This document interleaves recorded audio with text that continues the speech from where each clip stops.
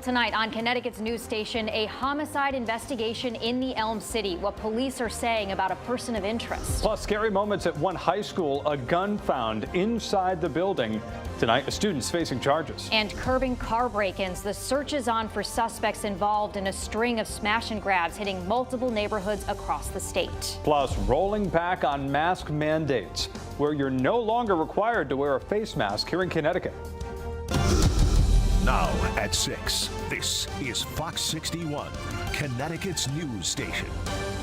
But we begin with developing news out of New Haven. Thanks for joining us here. I'm Ben Goldman. And I'm Jen Bernstein. Police are still on the scene tonight of a homicide that happened just after 11 o'clock this morning. Police say a 39-year-old man lost his life, now marking the 10th homicide in the Elm City so far this year. Fox 61's New Haven County Bureau reporter Julia LeBlanc joining us now live from Forbes Avenue. Julia. Hi, good evening to you both. It's been almost 7 hours since this happened, just after 11 o'clock this morning, and you can see that police are still on scene here at 270 Forbes Ave. We've been seeing them collect evidence. They have a baggie in that car over there, and they've been walking in and out of the front entrance of this building all day here, which is an auto sales and repair shop. Now, let's break down what we know so far. Police Chief Carl Jacobson tells us that police got the call this morning for reports of someone being shot here. Now, when they arrived, they found a 39-year-old man in critical condition inside of this building. He was sent to the hospital where he was pronounced dead. Now, at this point, Chief Jacobson says they do have a person of interest that they're talking to right now. He says there were only 2 people on the scene when officers arrived, including the man who lost his life. Now, that person of interest, the chief tells us, is not someone who is well known to police. At this point, he says it looks like it was a dispute that happened inside of the building between 2 people. Now, this all coming in the midst of another violent day in the city and a violent weekend this past weekend where a 26-year-old woman was also killed while she was trying to break up a fight on Saltonstall Ave. We talked to the mayor about all this. Obviously, this is something that is unacceptable. And we are doing everything we can to respond to the challenges around violence in the city that we're experiencing.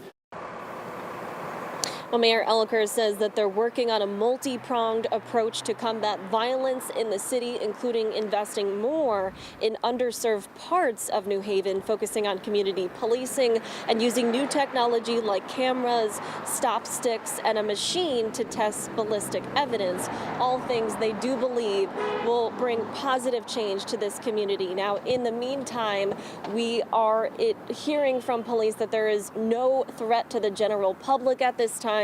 And of course, they are not releasing the name of the person who passed away here as they're waiting to notify their family. But we will let you know once we learn more. For now, we're live here in New Haven. Julia LeBlanc, Fox 61, Connecticut's news station.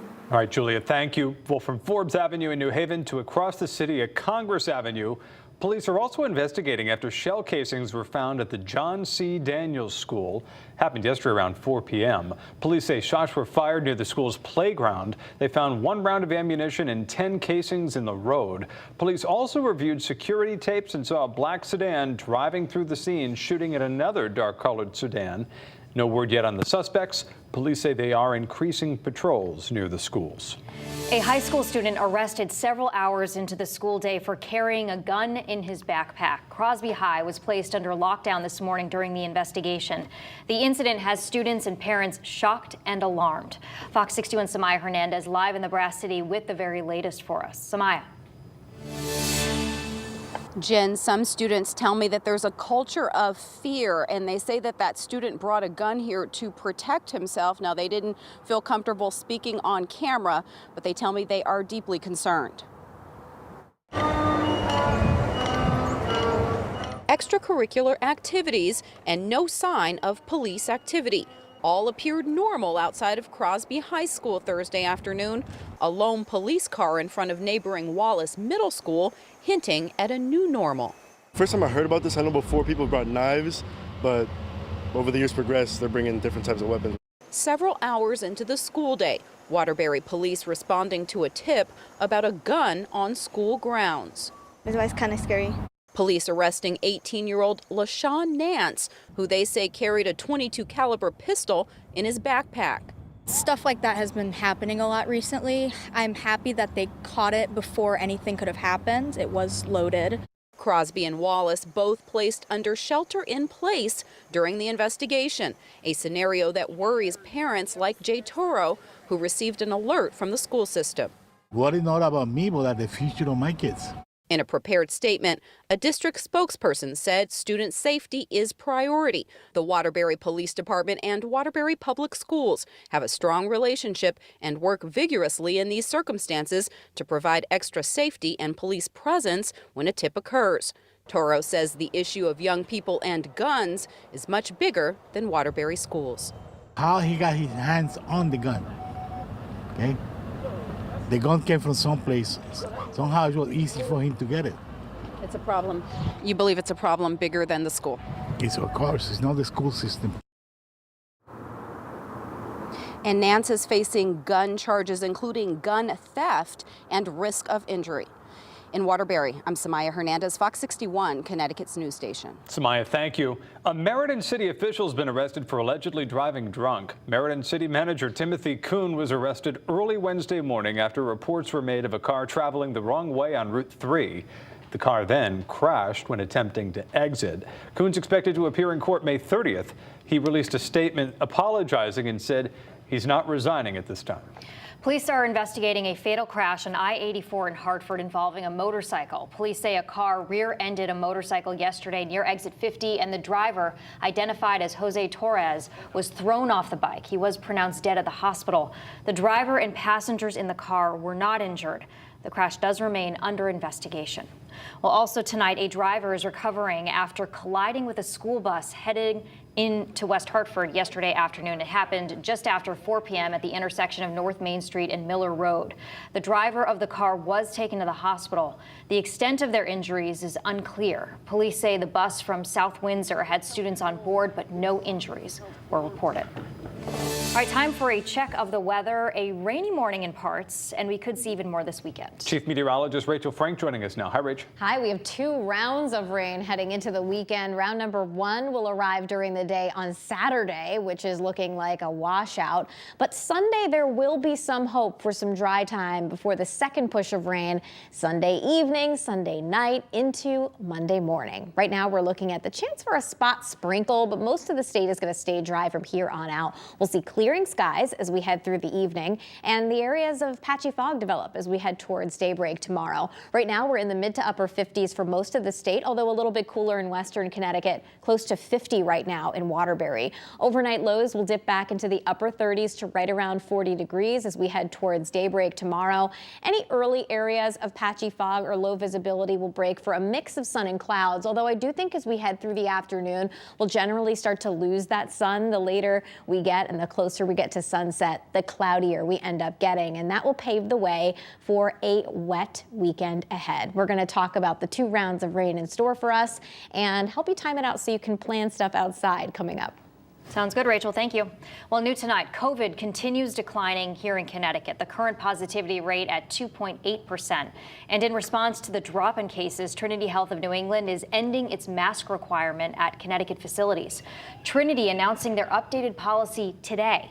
There are a few exceptions. Masks will still be required for those who have had a close contact exposure with someone who has COVID, and for anyone who has not gotten the flu vaccine until the flu season is declared over. Masks will still be required at Trinity facilities in Massachusetts. New at 6 tonight, an update in state budget negotiations. Lawmakers responding to requests for more money from advocacy groups here in Connecticut. Fox 61's political reporter Emma Wolfhorst spoke with majority and minority leaders at the state capitol. She joins us now in studio with the very latest for us. Emma.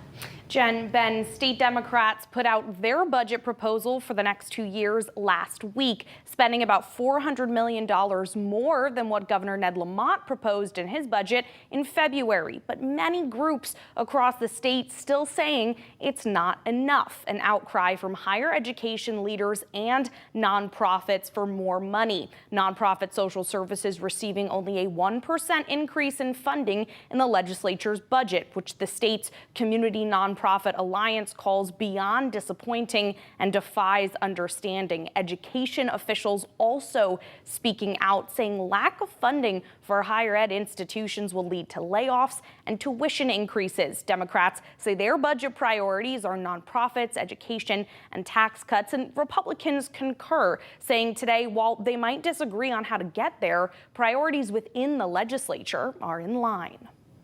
I think that the one problem that we've heard from moderates and liberals is you need to spend more money on nonprofits or mental health. So it's interesting. It's really a united group right now that we need to spend more money. Well, I think you'll see our spending package very similar to what the Democrats have done, but we have a very different vision for the tax relief that we want to provide the residents of Connecticut. Now, Republicans tell me they are working on their own budget proposal, which they hope to present next week. And as negotiations continue for the next 5 weeks of the session, the budget will change and develop. But Ritter says he expects eventual bipartisan approval. Ben, Jen. Emma, thank you. Attorney General William Tong is calling on the Public Utilities Regulatory Authority to reject United Illuminating's proposed rate hike. United Illuminating looking to raise electrical rates as much as 8% over the next 3 years, starting in September. Attorney General Tong calling the rate hike bloated and unsupported. He's also calling for the company to get a $2 million annual penalty for failing to remediate the former English Station power plant in New Haven.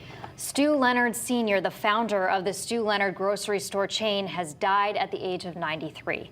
Leonard studied agriculture at UConn. The first Stu Leonard store then opened in December of 1969 in Norwalk before spreading all across the tri-state region.